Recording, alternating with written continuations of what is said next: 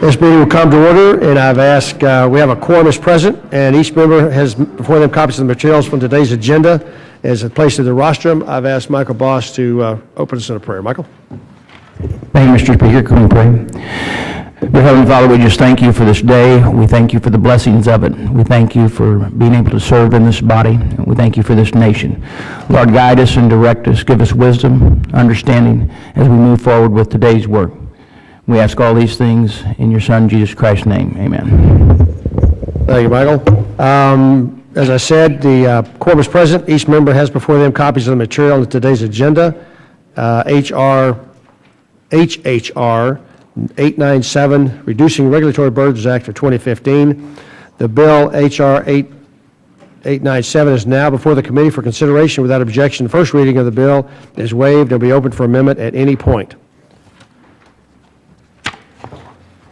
Today, we'll once again consider the Reducing Regulatory Burdens Act. As many of you remember, the committee met 4 years ago to mark up this very same bill text. That bill, H.R. 872, was reported out of our committee by voice vote and passed the House floor on a suspension vote with 292 to 130. The same bill passed the House of the last Congress as H.R. 935 with a vote of 267 to 161. This language was likewise included in the 2012 Farm Bill reported out of this committee, as well as the 2013 Farm Bill the House sent to conference.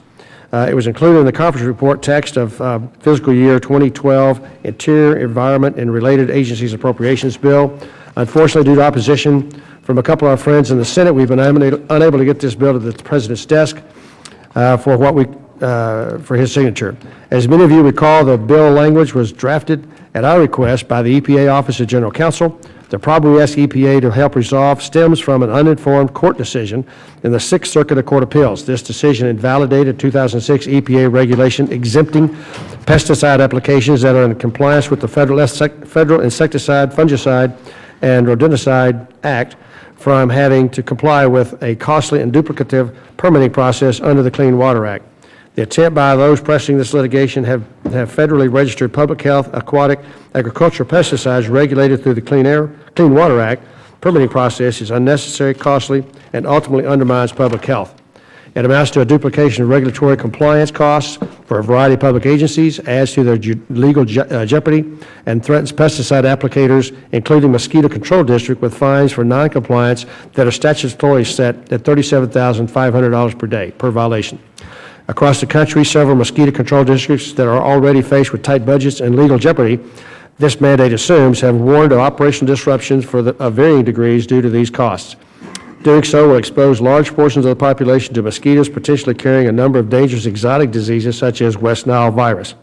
Hospitalization and rehabilitation costs ranging from tens of thousands into the millions of dollars, lost productivity, decrease in tourism, and significantly negative impacts on horse and livestock production are but a few of the costs that, while difficult to quantify, will further strain the scarce public health resources. This unnecessary mandate applies not only to local and state interests, but also to federal agencies' lands located in states directly regulated by the EPA. For example, federal agencies such as the Corps of Engineers authorize use of such lands, use of some of their lands for purposes including recreation and agriculture. These uses often require pesticide applications to prevent mosquito-transmitted diseases and for other purposes. Therefore, the local mosquito control districts may be the entity of actually applying the pesticide. The Army Corps of Engineer District is required to obtain the permit and sign off on related reports, thereby unnecessarily driving up the costs of the federal government. Further, the experience has shown that the Corps is reluctant to assume permit responsibility for activities it is not actually performing. As the administration continues to press forward with an unprecedented expansion of jurisdictional waters under the proposed Waters of the United States rule, passage of this legislation is even more important. Under that proposal, periodic puddles in farm fields, ditches, and other non-navigable waters would be added to those considered jurisdictional by the Clean Water Act, which requires permits in order to apply registered pesticides in or near these features. This is a regulatory burden that Congress never intended, and I urge my colleagues to support this legislation once again. Do any members have remarks on the underlying bill?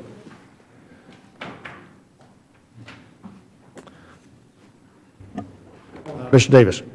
Thank you, Mr. Chairman. After a brief conversation before this meeting started, I would like to submit my prepared remarks, although I feel they probably would have been very eloquent, but I'd like unanimous consent to submit them for the record. You almost had unanimous consent before that last part. Without objection, they'll be added to the record. Thank you. Ms. Delbenny? In the interest of time, I'll forego an opening statement. Thank you, Mr. Chair. Submit that for the record. Submit that part for the record? Any comments I have, I'll submit for the record. Yes, Thank you, ma'am. Mr. Gibbs?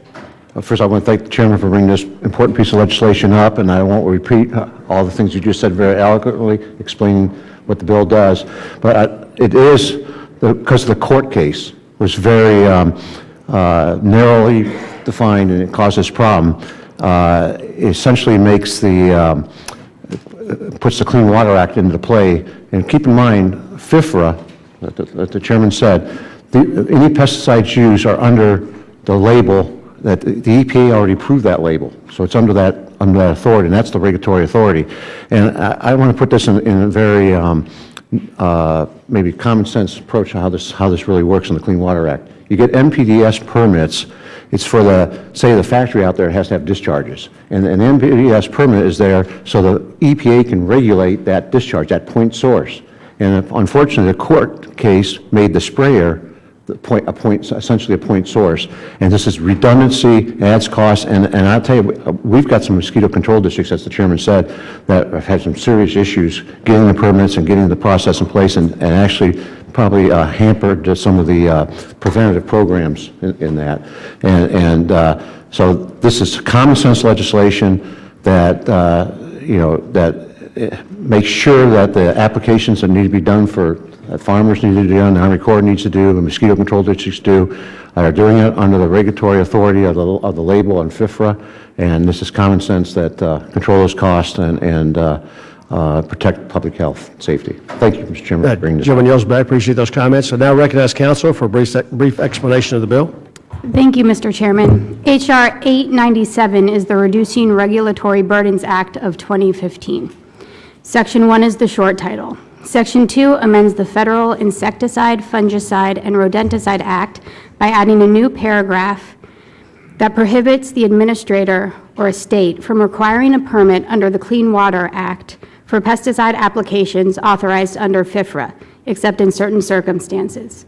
Section 3 is within the sole jurisdiction of the House Committee on Transportation and Infrastructure. The section amends the Clean Water Act by adding a new subsection which language mirrors the amendment in Section 2. Thank you, Mr. Chairman. Thank you, counsel. Does any member have an amendment to the bill? All right, seeing none, the question is on the amendment. Oh, excuse me.